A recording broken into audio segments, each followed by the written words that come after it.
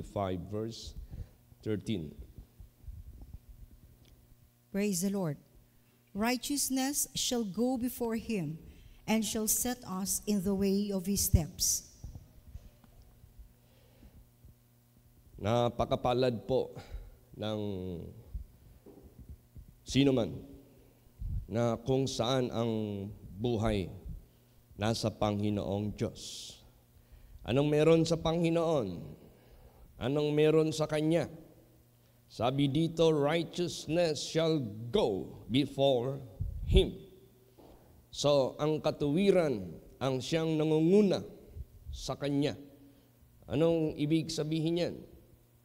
Walang kasamaan, walang kalikuan, walang karumihan, walang anumang bagay na hindi matuwid sa Panginoong Diyos. Yan ang Diyos. Yan ang totoong Diyos. Yan ang tunay na Diyos. At ito ay kinakailangan makita sa bawat buhay natin. Praise the Lord. Para mangyari na makita ng Diyos na tayo ay nag-abide sa Kanya at siya ay nag-abide dito sa atin. So dyan sa Diyos, pag nag-abide ang Diyos sa buhay mo, righteousness, nandyan nangunguna sa buhay mo. Kasi yan ang makikita sa Panginoong Diyos. Ano man ang makikita sa Kanya, siya ring makikita sa sino man kung ang Diyos nandyan man sa Kanya. And shall set us in the way of His steps. Alam mo ang mga steps. Anong steps? Mga tikang ba? Mga lakang, mga binuhatan. Sa atong Ginoong Hesukristo, gihimo niya ning dalan sa atong atubangan. Kung sa'y dalan gani, diha ka mo lakaw. Dalan gani, diha ka mo subay. So, ang ways ng ating Panginoong Diyos, ang kanyang mga steps, ginawa niya itong daan sa harapan natin para lumakad tayo dyan. No? Huwag tayong lumihis sa kanyang mga steps. Huwag tayong lumihis kahit naman sa kanyang daan na inilagay sa harapan natin. Pag sinabing steps, yun na yung mga gawa niya. Yun na yung mga kilos niya. Pag sinabing steps, yun na yung mga ihimplo niya. Inilagay niya sa ating na bilang daan para dyan tayo dumaan, dyan tayo lumakad, dyan tayo sumunod.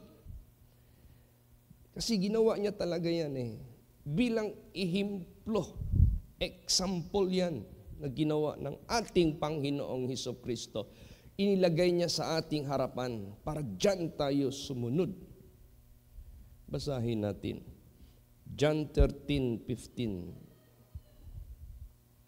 Praise the Lord. For I have given you an example that you should do as I have done to you. Yan. Gumawa ako ng ihimplo para gawin ninyo katulad sa ginawa ko sa inyo. Ano bang ginawa ni Kristo sa atin? Ayon sa kanyang buhay na kanyang ikinabuhay, ayon sa kanyang ihimplo na kanyang ipinakita sa buong mundong ito. Ano bang ipinakita ni Kristo sa buhay natin na ating tularan? Di ba? Righteousness. Di ba katuwiran? Ano ba yung katuwiran? Walang kalikuan, walang karumihan, walang kasamaan. Paano yan nasubukan? Sa mga tukso at pagsubok sa buhay niya. Ano ang naging testimony ng kanyang buhay? Who did no sin? Hindi siya gumawa ng kasalanan. Ano ba ang kasalanan? Paglabag sa kautusan at kabanalan at katuwiran ng Diyos na kanyang sadya hinayag sa katotohanan sa banal na salita ng Diyos. Yan yung kanyang katuwiran. Dito yan sa banal na salita ng Diyos. Kaya nga, sabi nga ni Paul, I am not ashamed of the gospel of Christ, for it is the power of God unto salvation to everyone that believe, to the Jew first and also to the Greeks. For therein the righteousness of God revealed Dito hinahayag ng Diyos ang kanyang righteousness sa kanyang gospel. Ano ang gospel ng ating Panginoong Jesucristo? Siyang nagsasaysay sa kanyang buhay. Siyang nagsasaysay sa kanyang katuwiran, sa kanyang personality. Kaya nga sabi nga ni Jesus Christ, search the scriptures, for in them you think ye have eternal life, and they are they which testify of me. Gusto mong malaman sino si Jesus? Gusto mong malaman sino ang iyong tagapagligtas? Gusto mong malaman ang katotohanan ng Diyos? Nandyan kay Jesus Christ. Kaya nga sinabi ni Lord Jesus Christ, I am the way, I am the truth, I am the life.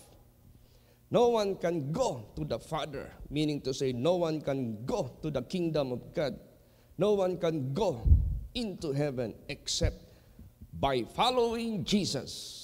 Sundin mo si Jesus Christ dahil wala siyang kasalanan, hindi siya gumawa ng kalukuhan, hindi siya gumawa ng karumihan, wala, who did no sin. At siya'y subok na. Tingnan mo yung 3 times siyang gitukso ni Satanas. Di ba? 3 beses siyang tinukso ni Satanas. Pero nakita natin ang ginawa ng ating Panginoong Hesukristo kung paano niya ito niresist. Paano niya ito inovercome.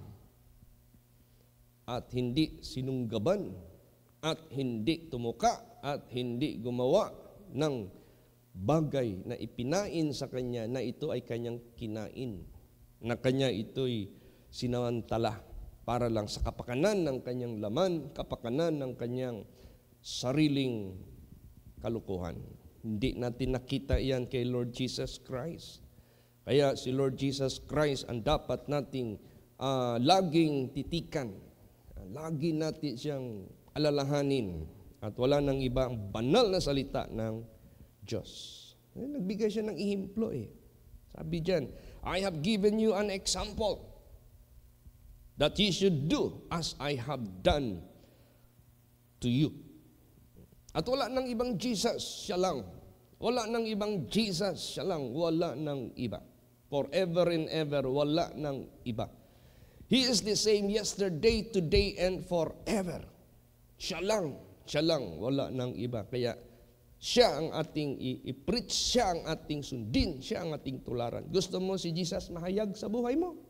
Gusto mo si Jesus ma-preach sa buhay mo? Gusto mo si Jesus makita sa buhay mo? Then, ipamumuhay mo ang ehimplo na ipinakita ni Jesus sa buhay natin. Praise the Lord!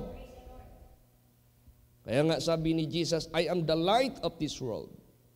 He that followeth me shall have the light of life. And that light of life na galing sa pagsunod sa Kanya, ipakita ninyo, let your light so shine before men, that they may see your good works. Saan galing yung good works? Kay Jesus. How? By following Him. And that good works become light, maging liwanag yan. Pag sinabing maging liwanag ang kadiliman, hindi manaig. Anong kadiliman? Kasalanan, kalikuan, karumihan, karumaldumal sa harapan ng ating Panginoong Diyos. Kaya, pagtibayin natin ang ating pagpanatili kay Kristo Jesus para sa ganun. Yung ihimplo niya na ipinakita sa atin, masunod po natin. Basahin pa natin. 1 Peter 2:21. Praise the Lord. For even hereunto were ye called, because Christ also suffered for us, leaving us an example that ye should follow His steps. Yan. Tayo'y tinawag dahil si Kristo ay nagbata sa laman, nagtiis sa laman. Ano ibig sabihin nagtiis sa laman? Tao siya, may dugo siya, may laman siya, dahil nagpakatao siya. Kaya nga tumulo yung dugo niya doon sa cross. Kaya nga nauhaw siya doon. Kaya nga nasaktan siya doon. Dahil nasa laman siya, nagpakalaman siya. Pero sadya yang ginawa ng Diyos dahil nandito rin tayo sa laman para gawin siyang ihimplo sa buhay natin para habang nasa laman tayo, siya ang ehemplo na ating dapat tularan habang nasa laman tayo. Praise the Lord. Anong ginawa niya sa laman sa buhay niya? He suffered in the flesh. Paano ba mag-suffer sa flesh? Do not fulfill the lust of your flesh. Do not fulfill the lust of your eyes. Do not fulfill your pride of life. And to do that, paggawa niyan, magtiis ka sa laman. Magtiis ka sa laman. Magtiis ka sa laman. Huwag mong kainin ang pinagbabawal ng Diyos sa ikamamatay mo. Therefore, magtiis kang huwag mong kainin, huwag mong gawin ang ikaliligaya ng laman na pinagbabawal ng Diyos sa kautusan niya. Hindi magtiis ka. Kung hindi mo magawa, hindi mo masunod, hindi mo ma-enjoy, pagtiis yan. Yun ang ehemplo na binigay ni Jesus Christ sa atin lahat. Marunong tayong magtiis. Kasi sino man ang nagtitiis sa laman, hindi na gumagawa ng kasalanan. Naghihinto na sa paggawa nung una, wala pa tayo kay Jesus Christ. Hindi pa natin kilala si Jesus. Hindi pa natin sinusunod si Jesus Christ. Hindi pa tayo dumating kay Lord Jesus Christ. Yun ang buhay natin. Ang ating laman, siyang nasusunod.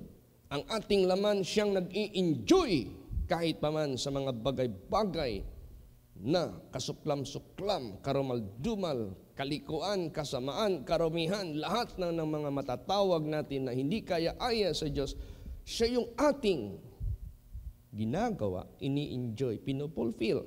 Kalasingan, pornography, sugal, pagnanakaw, kayabangan, lahat na ng mga Kahit isa lang dyan na ginawa mo, wala ka na, pahamak ka na. Hindi na kailangan para may impyerno ka, gawin mo lahat yung Galatians 5:19 to 21. Isa lang dyan, pahamak ka na.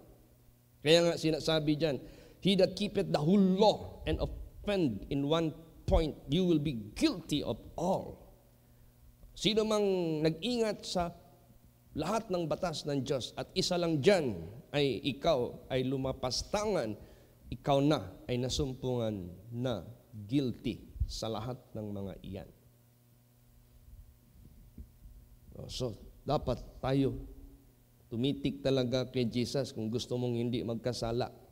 Tumitik ka talaga kay Lord Jesus Christ para hindi ka maligaw, para hindi ka talaga mamove sa steps na ginawa niyang daan at nilagay niya sa ating harapan para doon tayo lumakad. Kaya laging balik-balik ang bersikulo. Example para sundin natin. Ginawa ko ito sa inyo para gawin nyo rin sa inyong kapwa. Anong ginawa ni Jesus Christ sa atin? Sinamantala ba niya ang tao? Yung bang mga batas ni Jesus Christ, siya rin ang kumain? Siya rin ang lumustay? Ang batas ng Diyos sa Old and New Testament, siya ba ay nag-disobey? Hindi po. Yan lahat ay iningatan niya. Kaya, napakaraming tao ngayon sa mundong ito na madali lang magsalita, nasa Panginoon daw sila. Kahit tayo, kung magsalita tayo, nasa Panginoon tayo, hindi tayo exempted sa sinusulat diyan sa Bible.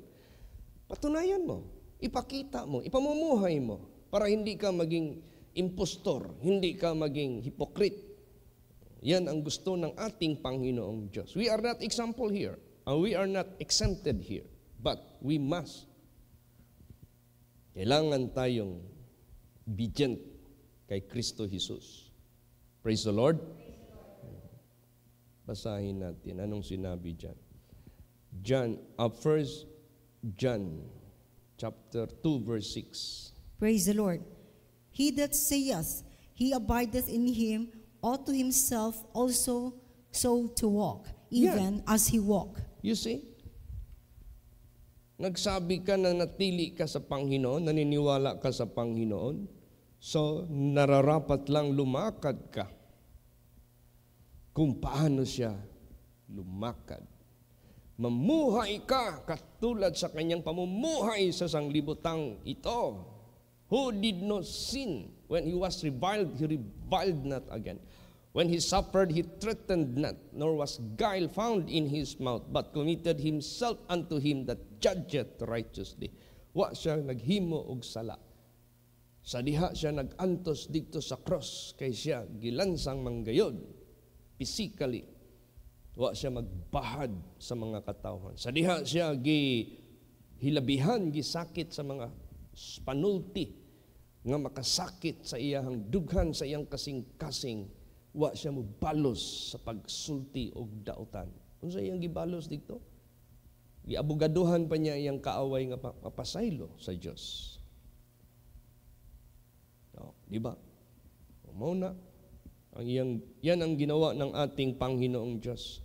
Ikaw na nagsasabi ka na nandyan ka sa Kanya, then ipakita mo sa paglakad mo, sa pamumuhay mo, kung paano siya gumawi, kung paano siya lumakad sa sanglibotang ito, na mababasa natin sa banal na salita ng Diyos. Kaya importante lagi tayong magbasa. Lagi tayong makinig sa gawi, sa buhay, sa panindigan, sa pananampalataya, sa katuwiran, kabanalan, nandyan makikita sa ating Panginoong Hesukristo para tularan natin siya. Gawin natin, sundin natin siya. Para hindi tayo maging sinungaling sa harapan ng ating Panginoong Diyos at sa harapan ng mga tao. Basahin natin, 1 John 1:7. Praise the Lord. But if we walk in the light, as He is in the light, we have fellowship one with another, and the blood of Jesus Christ, His Son, cleanseth us from all sin. Yan. Kung tayo lumakad sa liwanag, na bilang siya ay nasa liwanag, meron tayong fellowship with one another. Sinong ka-fellowship natin? Si Jesus. Ano yung fellowship? You know what fellowship? Friendship. Fellow means your companion. Ship, you have relationship as friends. You have relationship as companion to each other. Yan ang fellowship. You walk with Him, you talk with Him, you act according to Him, you speak as what He is speaking. Lahat ng gawi niya, ganun din ang iyong fellowship with Him. And the blood of Jesus Christ, His Son, cleanseth us from all sin. Hindi partial. Pag nilinis tayo sa ating mga kasalanan by His precious blood, that is absolute clean. Pag absolute clean ka sa harapan ng Diyos, ingatan mo na yan, go and sin no more. At ang Espiritu ng Diyos ilalagay niya sa buhay mo at ipapaalam niya ang kanyang salita sa buhay mo. Praise the Lord. Importante, yung nasa langit ang maghahayag ng kanyang salita sa buhay natin. Hindi kay, tulad nung nandun ako nag-preach sa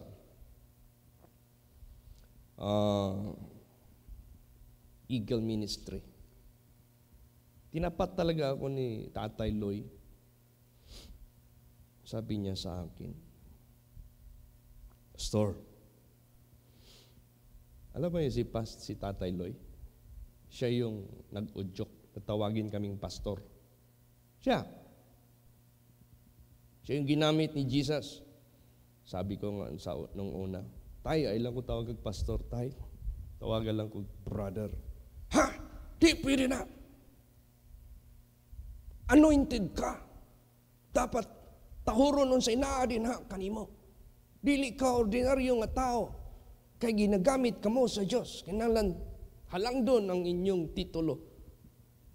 O basta, ampingan po nimo ang imong pagkatao. Di po ka mahimong buloy. No, ito nangayo ako Revelation 2017 doon sa conference namin sa Kananga.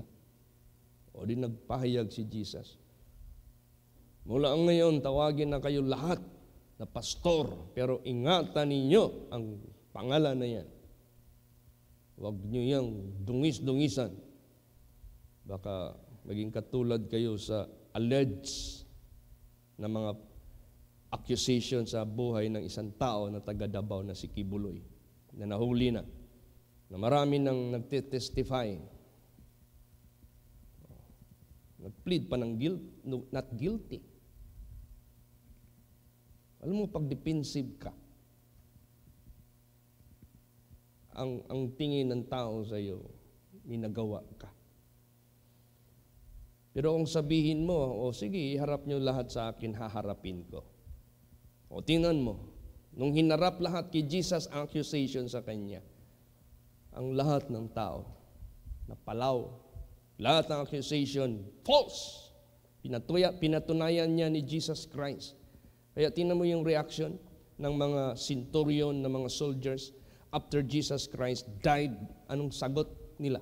Kasi nag-i-expect na sila na something, Jesus must speak something. Wala kang nakitang salita ni Jesus na nagdepensa siya sa sarili niya. Hindi siya nag-plead not guilty sa mga accusation. Basta ginawa niya lang ang righteousness, ang truth. Nakita na yan ng mga tao. Hinarap niya. Ay ganun din sa buhay po natin. Lalo't na kung harap tayo sa Diyos. Praise the Lord. Tao-tao lang yan. Hindi yan dapat katakutan. Pero kahit ganun pa man, managot pa rin tayo sa gawa natin na ginagawa natin sa kapwa natin. Dami nang lumalabas ngayon. Dahil nahuli na yung alleged na gumawa ng kalukuhan. So yung mga tao na according sa kanilang testimonies na tinatakot sila, binabahad sila, na huwag nagsalita ng anuman sa kanyang inner circle. Dito sa buhay natin, wala tayong matatago. Walang inner circle dito. Praise the Lord. Sa buhay natin ha, we are like open book na mababasa ng mga tao yung ating buhay. Lahat ng ating mga gawa sa buhay natin. Open book ito, mababasa yan. Walang sikrito. Kaya nga dito sa Bible, dilim at liwanag sa mata ng Diyos. Liwanag lahat yan. Walang makakatago. Ay hindi. Kaya hindi tayo pwede maghipokrito dito na meron kang tinatago na kalokohan, tapos sabihin mo sa mga tao, huwag kang magsalita, mamamatay ka, patayin kita. Para kang hold-upper. Para kang nang rape ng mga minor. Yan man ang estilo talaga ng mga rapist. Saba ha, ngagihilabtan ta ka ha, patyon ta ka. Ay kung yan ang yung mga alleged sa kanya, ganon. Nako, sabihin ko po sa inyo, ang Bible na maghusga. Praise the Lord.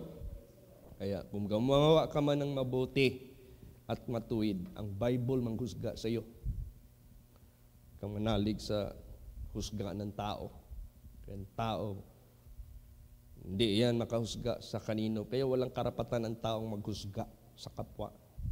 Kaya ang Bible ang dapat nating pasalitain. Ang Bible, ang Word of God.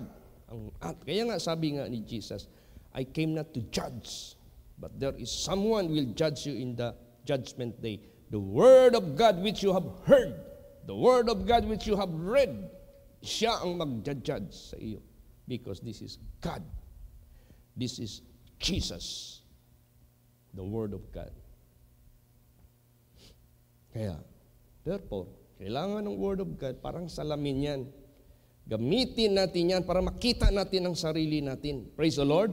Yan ang magsasabi ng totoo. Yan, ang totoo.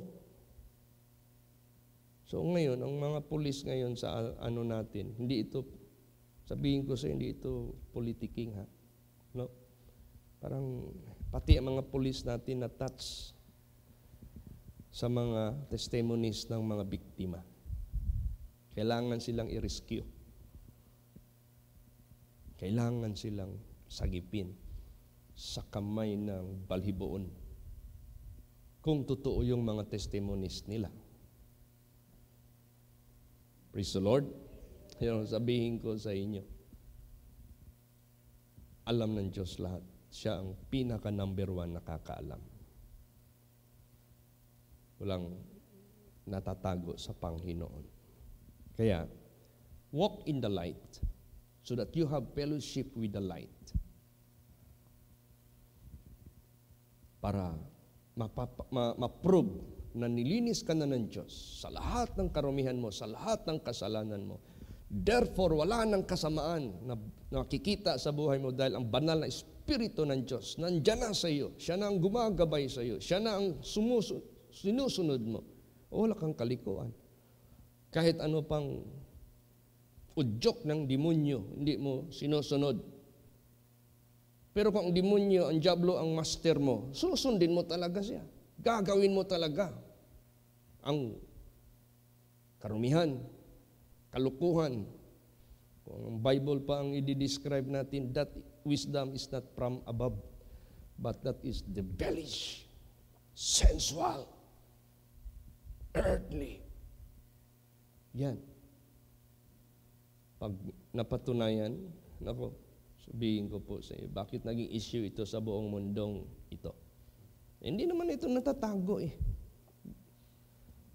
Yung mga sikrito, malalabas man talaga yan, hindi man talaga yan. Wala man talagang sikrito na hindi ihahayag ng Diyos. Kaya, to be safe, titik tayo kay Jesus, sundin natin si Jesus. Hatulan ka man ng buong mundong ito, sabihin ko po sa inyo, malinis ka pag si Jesus ang sinunod mo. Praise the Lord. Ano pang advice ni Jesus sa atin lahat? Hindi lang sa atin taga Holy Place. If you speak the word of God, do not mean it only for us. This is meant for everyone. All churches, all denominations, all tribes, all countries, all. Lahat. Pagsalita ng Diyos ang pinag-usapan. This is for everybody. Praise the Lord. Do not speak exclusively. Do not speak limitedly. Pag magsalita ka ng salita ng Diyos, this is for everyone. The privilege is for everyone. The guidance is for everyone. Para sa lahat yan. Nasa tao na lang yan, anong pipiliin niya? If he choose his own way, pahamak siya. But if he choose and abide in the example of Jesus Christ, then he have the fellowship with him, and all his sins are being cleansed by the blood of Jesus. Pure talaga siya. Kaya, huwag tayong maging sinungaling sa harapan ng tao at sa harapan ng Diyos. Lalo't na sa Diyos. Huwag tayong maging sinungaling. Praise the Lord. Ano tayo? Maging tapat tayo, totoo tayo. Kasi maya-maya, alam naman ng Diyos kung nagsisinungaling ka. Wala naman talagang natatago sa Kanya sa buhay mo. Basahin natin. 1 John 2:4. Praise the Lord. He that saith, I know him, and keepeth not his commandments, is a liar, and the truth is not in him. Yan. Siya na nagsasabi, kilala ko ang Panginoong Diyos, kilala ko ang Diyos ay aking ama, at ako ay anak niya. Yung mga ganun na claim ba?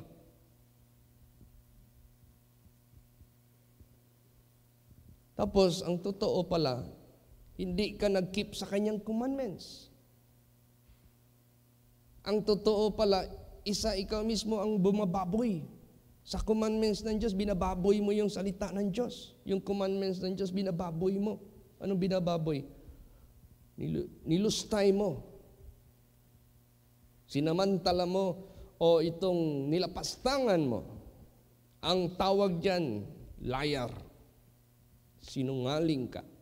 O, gusto nyo bang matawag na sinungaling? Liar.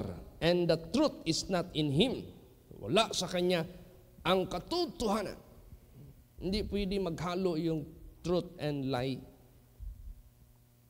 na magsabay at the same time. Hindi. Pag sinungaling ka, the truth will be gone. Mawala, ma-disappear. Pag ang truth ang nasa iyo, lie will never there. Hindi dyan. Wala sa iyo. Kaya, siya na nagsasabi na meron siyang fellowship sa Panginoon o yung nakakakilala siya sa Panginoon at hindi niya sinusunod ang commandments ng Diyos, sinungaling siya. Sinungaling siya. Liar siya. Pag sinabing liar, yan yung kaaway ng Diyos, the father of all lies. And the truth is not in him. Wala sa kanya ang katotohanan. Sino ang katotohanan? Ang Diyos. Sino ang katotohanan? Si Jesus Christ.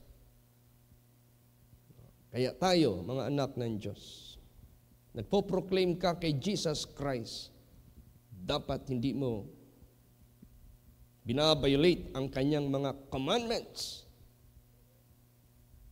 para hindi ka maging sinungaling sa harapan ng Diyos at sa harapan ng mga tao. Imagine that. Sabi ko, kung wala siyang ginawa at hindi malinis yung buhay niya, yung puso niya, si Kibuloy, hindi siya dapat mag-plead not guilty. Kailan ka magkaroon na you are not guilty? Pag sinalang ka, itong gold na sing-sing, sino maniwala sa inyo dyan na totoong gold ito? Kung hindi ito, i-test into acid test. Diyan nyo pa malalaman. Ngayon kung ang gawin ko, gold ito. Totoong gold ito. Certified gold ito. Tapos hindi ko pinasubok. Hindi ko put into trial, into test. That is falsehood. Praise the Lord. Pero pag sinabi mo, gold ito, kumuha kayo ng asido. Buhos niyo dito. Tingnan nyo ng husto. Kumuha kayo ng expert ng metallurgist. Anong metallurgist? Yung bihasa sa mga metal. Kumuha kayo ng detector. Kumuha kayo ng nag-aasay. Yung talagang nag-i-examine. Pagbuhos ng nilagay mo sa put into test, hindi na bago. Totoo ang sinabi mo. Pero hindi ka pa na put into trial. Arraignment pa lang. Ano ba yung arraignment? Babasahin sa harapan mo ang kaso na pinail ng mga argabyado sa buhay mo na ito ang ginawa mo sa kanila. Basahin yan. Tapos mag-plead ka kaagad not guilty. Hindi pa nagkaroon ng trial. Pag sinabing trial, pakinggan yung trial or hearing. Ihihir yung mga accusation sa iyo. Ihihir din yung stand mo. Pag maka-present sila ng evidence, ikaw maka-present naman ng evidence. Hindi nagtukma sa accusation against you. Absuelto ka. Praise the Lord. Ang mga tao, tamimi lahat yan. O hindi ka pwede mag-plead ng not guilty, na hindi ka magsalang sa trial. See? Ganun. Kaya sa buhay natin, si Jesus Christ ang pag-asa natin. Wala siyang kasalanan. Siya yung ating kaligtasan pag siya'y sinunod natin kasi totoo talaga si Jesus. Praise the Lord. Hindi siya sinungaling, hindi siya hypocrite. Siya ang sundin natin, hindi si Satanas. Pag si Satanas sinunod natin, masusunog tayo sa impyerno. Kaya ganun. Naalaala niyo yung mga accusation against sa akin nung dumating ang panahon? Sabi ko, magharapan tayo. Pakita niyo lahat ang ebidensya. Ipakita ko rin yung evidence ko. Di natamimi lahat. Bakit? Hindi ka pwede magsalita kaagad, wala akong ginawa, wala akong kasalanan, sinungaling yung mga accusation. Hindi, patunayan mo. Iharap mo yung sarili mo. Ganon si Jesus Christ. Hindi mo pwedeng makumpara si Jesus tsaka si Kibuloy. Yung sinasabi nila dyan na si Jesus daw parang si Kibuloy. No, ang layo kaya. Praise the Lord. Kung totoo yung mga alleged sa Kanya, sabihin ko po sa inyo, malayo yan sa katotohanan. Itong Diablo, mihirit pa. Hanap pa talaga ng paraan para matago yung kanyang kalukuhan. Kaya, pray natin ito, malaking impact sa kasaysayan ng proclamation of the gospel of Christ. Malaking impact ito. Kaya i-pray natin yung justice must availed by the victims kung talagang totoo yung kanilang mga sinasabi. Praise the Lord. Kaya si Jesus lang ang makabigay sa atin ng kalinisan na buhay. Siya yung sundin po natin. Hindi pwede na sabihin mo na Christian ka, anak ka ng Diyos, tapos lumalakad ka pala sa kadiliman. Basahin natin yan. 1 John 1:6. Praise the Lord. If we say that we have fellowship with Him and walk in darkness, we lie and do not the truth. Yan. Kung tayo ay nagsasabi, meron tayong fellowship with Christ, meron tayong relasyon kay Kristo, siya yung ama ko sa langit, ako yung anak niya. Tapos lumakad ka sa kadiliman.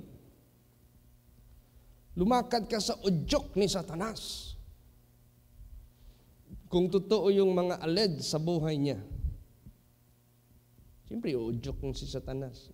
Oy, son of God, appointed son of God. Manap ka ng mga young girls. Mag-organize ka ng coordinator mo na para magawa mo kung ano yung nasa mo sa buhay nila. Nasa pa lang darkness na yun. Evil thoughts pa lang, defiled ka na. Kaya kung basahin mo yung yung Bible, ang nakaka-defile sa tao yung galing sa loob. Kasi galing yan sa puso. Isa dyan, evil thoughts. Isip mo pa lang yan. Defiled ka na. Pinulfill mo. Kung yung mga alleged sa kanya, totoo lahat yun. Grabing paglakad sa darkness ng tao na yan. Sobra. Super. Hindi basta-basta. Dapat ang makita ng buong mundo. Sabihin niya, okay, put me into trial and I will prove to the whole world. I-prove ko sa buong mundong ito that they are accusing me falsely. O di, makita yan kung hearsay lang ba yan. Makita yan kung yan ba ay invento lang. Malaman man yan, yung court expert yan. Lalo't na ang Diyos. Kaya wag tayong magsabi na meron kang relationship sa Diyos, fellowship sa Kanya, lumalakad ka pala sa kadiliman, maging sinungaling tayo at wala sa atin ang katotohanan. We are not exempted of that. Praise the Lord. Hindi tayo dito nagpapa-approve sa sarili natin. We are not commending ourselves. The Bible says, he that commendeth himself is not approved. Sabihin mo, not guilty ka, you are commending yourself. Hindi yan approved. Sa harapan ng Diyos, huwag kang magsabi na not guilty ka. Praise the Lord. Put into trial. Present all evidences against you bago malaman ng mundo. Whether authenticate ba yung mga sumbong sa iyo or hearsay lang.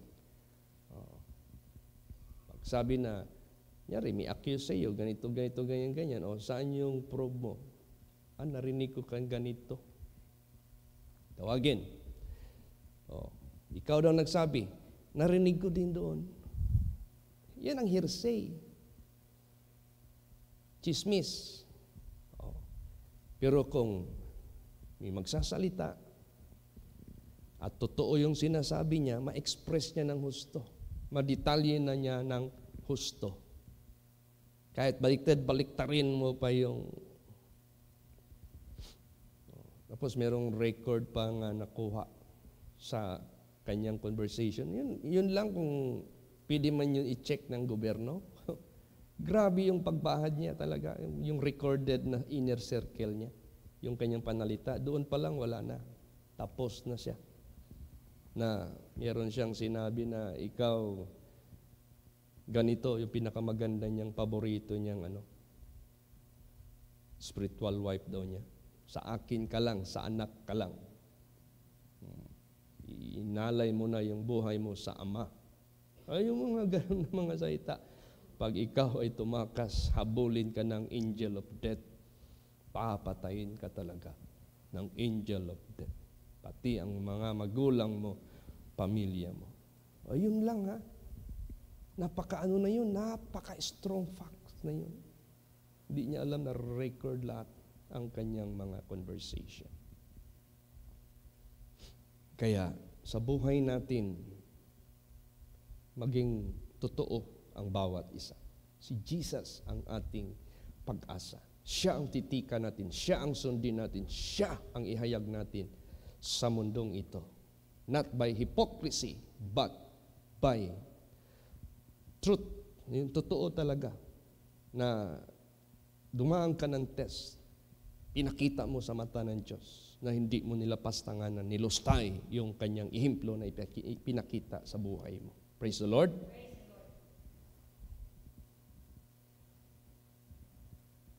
All right.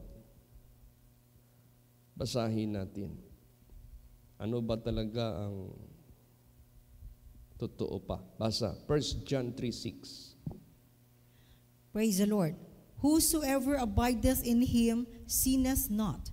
Whosoever sinneth hath not seen God, seen him, neither known him. Yan. Kung nag-abide ka kay Jesus Christ, hindi ka magkakasala. Bakit? Si Jesus nasa iyo. Walang kasalanan at hindi gumagawa ng kalokohan si Jesus Christ. Kahit pa thousands and millions of temptation, hindi yan magkakasala. So kung mag-abide ka kay Jesus Christ, hindi ka magkakasala. Kasi si Jesus mag-abide sa iyo. Praise the Lord. Yan ang totoo. Pero, yun, you must be put into test, into temptation. Jesus was tempted, but he did no sin. That he might help, he might succor those who are tempted. We are tempted by Satan. Hindi ka pwede magsabi, hindi ka tinukso ni Satanas. Tinutukso tayo ni Satanas daily. Pero sino ang nagbigay sa atin ng liwanag? Anong dapat natin gagawin? To resist, to overcome. Si Jesus lang, wala nang iba. Praise the Lord.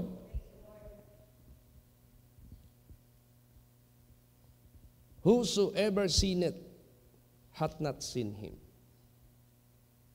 Yeah, kahit pa anong sabihin mo na anak ka ng Diyos, anong sabihin mo na child of God ka, tapos gumagawa ka ng kalokohan, kasalanan sa mata ng Diyos, ang sinabi dyan, hindi mo nakita ang Panginoon sa totoo lang.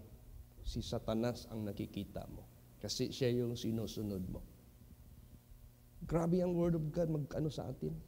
Yung bang matalas, i-discover niya talaga yung katotohanan. Praise the Lord. Gumagawa ka ng kasalanan, anong sinabi dito? Hindi mo nakita ang Diyos. Si Satanas ang nakita mo kasi siya ang sinusunod mo. Neither known him.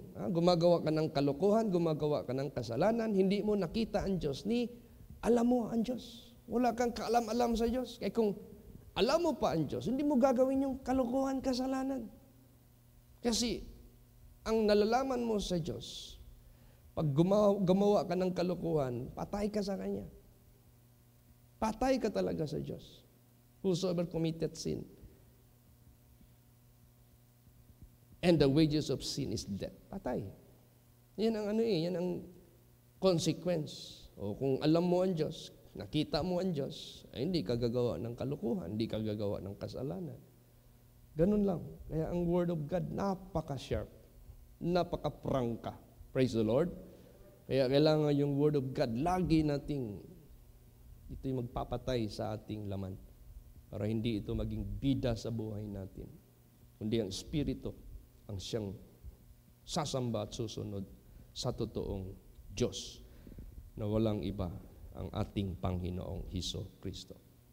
Kaya kung mapatunayan lahat ito sa buhay ni Kibuloy, mga allegations sa kanya, totoo lahat ito, sira ang pangalan ni Jesus sa buhay niya. Blaspheme. Now, kung i-blaspheme mo ang pangalan ni Jesus, unforgivable sin. Nako, delikado. Na blaspheme yung Word of God. Kaya ingatan natin ang pangalan ni Jesus na ma-honor ito, ma-exalt ito. Last verses, John 15:4 hanggang 6. Praise the Lord. Abide in me, and I in you. As the branch cannot bear fruit of itself, except it abide in the vine, no more can ye, except ye abide in me. I am the vine, ye are the branches. He that abideth in me, and I in him, the same bringeth forth much fruit, for without me ye can do nothing. If a man abide not in me, he is cast forth as a branch, and is withered, and men gather them and cast them into the fire, and they are burned. Yan ang totoo. Mag-abide ka sa Kanya. How to abide in Him? Obey His order. Obey His commandments. Obey and follow His example. Yung unang verse na binasa kanina. Nangunguna ang righteousness sa Kanya. Yung Kanyang steps, ginaset niya sa atin as a way. Yung way. Obey. Abide in me and I in you. Pag mag-obey ka sa Kanya, mag-keep ka sa Kanyang commandments, ang Diyos sa iyo.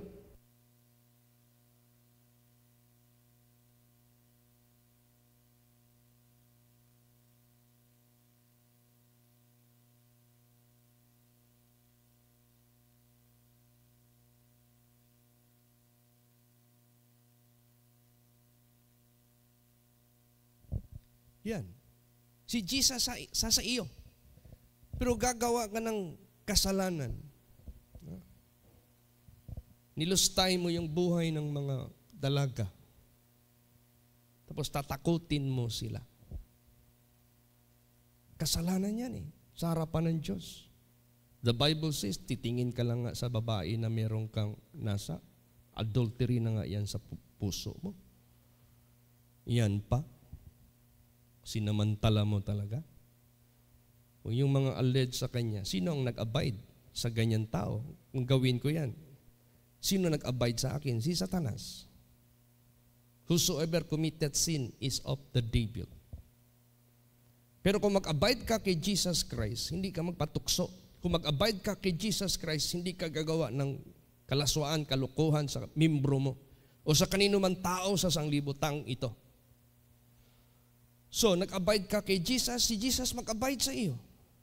Hindi ka iiwanan ng Diyos, hindi ka itatakwil ng ating Panginoong Hesus-Kristo. As the branch cannot bear fruit of itself, except abide in me. Hindi tayo bubunga ng kabanalan, katuwiran, yung fruit of the Spirit, kung hindi tayo mag-abide sa Kanya. Anong mag-abide sa Kanya? Mag-follow sa Kanyang ehemplo.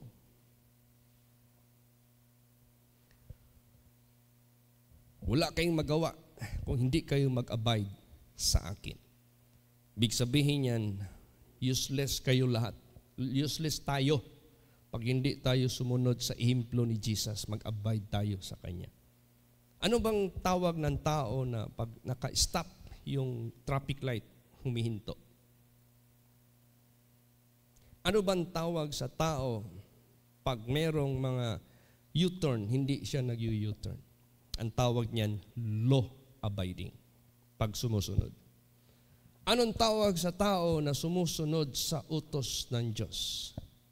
Nag-abide siya sa Diyos. Or nag-abide siya. Sinong tao na sumusunod sa gawa ni Kristo na malinis at matuwid? nag-abide siya kay Jesus. Yan ang totoo na nag-a-abide. Bubunga ka. Siya ang vine, tayo mga branches. Mag-abide tayo sa Kanya para magbunga tayo.